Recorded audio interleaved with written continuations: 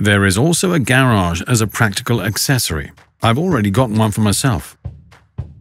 It's installed over the charging station because it shouldn't have to put up with rain, sun, leaves and dirt.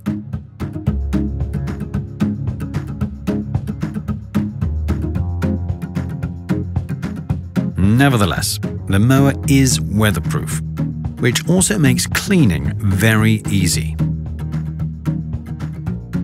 Just spray the mower well from all sides, which is no problem for the mower to handle.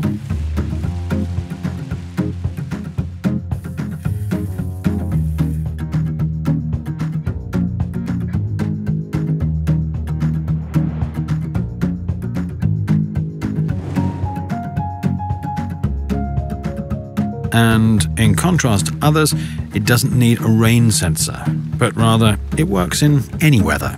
By the way, there are many other practical accessories from Gardena for the mower.